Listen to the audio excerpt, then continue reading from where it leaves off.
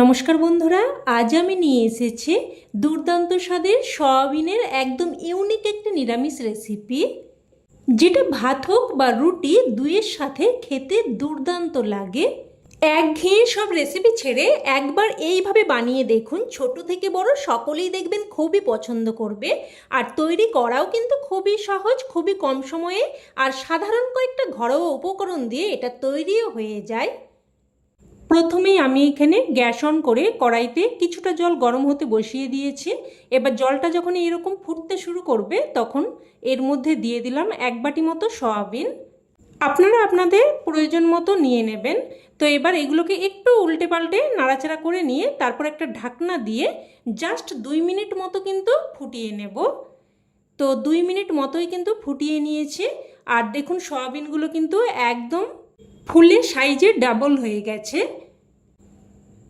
এবার এগুলোকে জল থেকে ছেঁকে উঠিয়ে নিয়ে ঠান্ডা জলের মধ্যে দিয়ে দিচ্ছি। আর দেখুন সয়াবিনগুলো কিন্তু একদম সফট আর স্পঞ্জি হয়ে গেছে। এইভাবে একটু সেদ্ধ করে নিলে সয়াবিন কিন্তু খেতে খুবই টেস্টি হয়। এবার যতটা সম্ভব পারা যায় সয়াবিনগুলোকে এইভাবে চেপে চেপে জলটাকে বের করে নিতে হবে। তো দেখুন সমস্ত সয়াবিনগুলো একই রকমভাবে করে নিয়েছি। এইবার গ্যাস অন করে কড়াই বসিয়ে আমি অল্প একটু সরষের তেল দিয়ে দিলাম। সয়াবিনগুলো ভেজে নেব, তো সেই অনুযায়ী তেলটা দিয়ে দিয়েছি। তো তেলটাকে ভালোভাবে গরম করে নিয়ে এর মধ্যে অল্প একটু লবণ দিয়ে দিলাম। সয়াবিন ভাজতে গেলে কিন্তু কড়াইতে খুব আটকে আটকে যায়, তো লবণটা দিয়ে দিলে অনেকটাই কম আটকাবে। আর যদিও বা একটু আটকায়, কড়াই থেকে কিন্তু খুব সহজে নাড়াচাড়া করলেই ছেড়ে আসবে। তো এবার সয়াবিনগুলোকে উল্টে পাল্টে নাড়াচাড়া করে হালকা লাল করে ভেজে নেব। তো দেখুন সয়াবিনগুলোকে হালকা লাল করে ভেজে নিয়েছি। এবার সয়াবিনগুলো উঠিয়ে নিচ্ছি। উঠিয়ে নিয়ে আবারও অল্প একটু সরষের তেল দিয়ে দেব। তো তেলটা কিন্তু আমার একটু বেশি পড়ে গেছে, আপনারা আর একটু কম করে তেলটা দেবেন। তো এবার এই তেলটাকে গরম করে নিয়ে এর মধ্যে আমি কয়েকটা চীনা বাদাম দিয়ে দিলাম। নাড়াচাড়া করে চীনা বাদামগুলোকে ভেজে নেব। তো বাদামগুলো ভেজে নিয়ে এবার বাদামগুলো উঠিয়ে নিচ্ছি। এবার ওই তেলের মধ্যে আমি দিয়ে দিচ্ছি 2টো শুকনো লঙ্কা। লঙ্কাটাকেও নাড়াচাড়া করে লাল করে ভেজে নেব। তো লঙ্কাগুলো লাল করে ভেজে নিয়েছি, এবার উঠিয়ে নিচ্ছি। উঠিয়ে নিলাম। আর আমি আগেই বললাম তেলটা আমার একটু বেশি পড়ে গেছে, তো অল্প একটু তেল উঠিয়ে রাখলাম। আর এই তেলটা আমি পরে রান্নাতে ব্যবহার করে নেব। তো ওই তেলের মধ্যে এবার দিয়ে দিলাম 1/2 চামচ মতো গোটা ধনে, 1/2 চামচ মতো গোটা জিরে। জিরে আর ধনেটাকে একটু ভেজে নিয়ে তারপর এর মধ্যে আমি 2টো মিডিয়াম সাইজের কুচানো টমেটো দিয়েছি।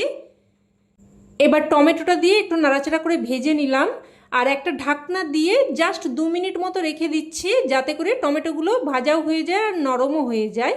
তো দেখুন 2 মিনিট মতো আমি ঢাকা দিয়ে রেখেছিলাম। তো টমেটোগুলো বেশ ভাজা ভাজা হয়ে গেছে আর একটু নরমও হয়ে গেছে। এবার এগুলোকে আমি উঠিয়ে নিচ্ছি। তো এগুলোকে উঠিয়ে এক সাইডে রেখে দিয়ে এবার আমি যে সয়াবিনগুলো ভেজে রেখেছিলাম ওগুলোকে আমি একটা মিক্সিং জারের মধ্যে নিয়ে নিচ্ছি। এবার সয়াবিনটাকে দেখুন আমি পেস্ট করে নিয়েছি, তবে একদম কিন্তু মিহি করে পেস্ট করার প্রয়োজন নেই। এইরকম দেখুন একটু যেন দানা দানা মতো থাকে। তো সয়াবিনটা রেডি করে নিয়ে এবার ওই মিক্সিং জারের মধ্যে মশলাটাকে একটু ঠান্ডা করে নিয়েছি। অবশ্যই একটু ঠান্ডা করে নিয়ে তারপরে কিন্তু মিক্সিং জারের মধ্যে দেবেন। তো এবার এই মশলাগুলোকেও আমি পেস্ট করে নেব। দেখুন একটা মিহি পেস্ট বানিয়ে নিয়েছি।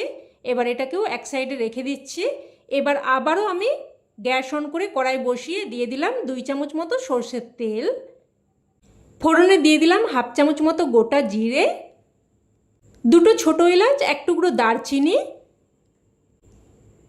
এবার ফোড়নটাকে নাড়াচাড়া করে কয়েক সেকেন্ড ভেজে নেব, যতক্ষণ না অবধি এর থেকে একটা সুন্দর ফ্লেভার বেরোয়। তো ফোড়নটা ভেজে নিয়ে এবার এখানে আমি আগে থেকে তৈরি করে রাখা মশলার পেস্ট দিয়ে দিলাম। মিক্সিং জারটা ধুয়ে অল্প একটু জলও দিয়ে দিলাম। এবার দিয়ে দিলাম অল্প একটু হলুদ গুঁড়ো আর অল্প একটু কাশ্মীরি লঙ্কার গুঁড়োও দিয়ে দিচ্ছি। আর আপনারা চাইলে কাশ্মীরি লঙ্কার গুঁড়োটা বাদ দিয়েও রান্নাটা করতে পারেন। আর এই সময় স্বাদ অনুযায়ী লবণটাও দিয়ে দেব। আর লবণ আর ঝাল এগুলো কিন্তু অবশ্যই আপনারা আপনাদের স্বাদ অনুযায়ী দিয়ে দেবেন। আর সাথে আমি অল্প একটু চিনি দিয়ে দিয়েছি।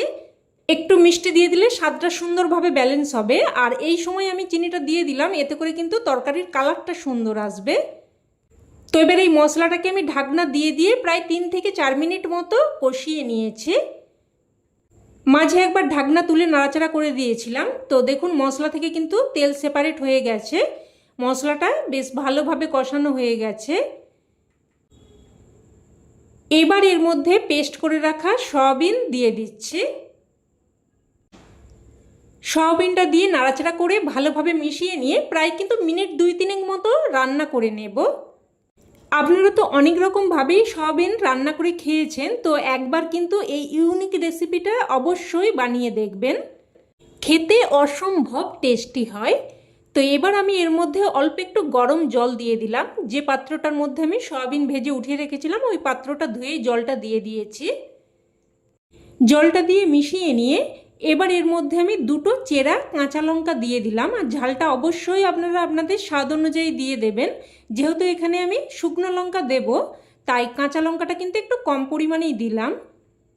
শুকনো লঙ্কাগুলো এবার নিয়ে নিয়েছি, আর দেখুন হাতে করে লঙ্কাগুলোকে একটু করে ভেঙে দিলাম। আর এদিকে কিন্তু আমি ঢাকনা দিয়ে 4 থেকে 5 মিনিট মতো আবারও রান্না করে নিয়েছি।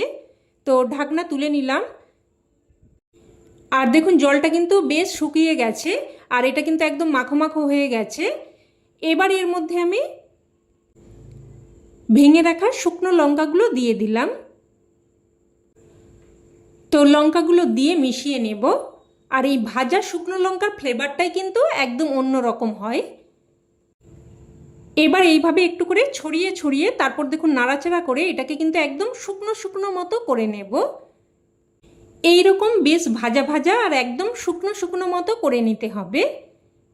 আর এই সময় কিন্তু লবণ আর ঝালটা অবশ্যই একটু দেখে নেবেন, আমার কিন্তু একদমই ঠিক আছে।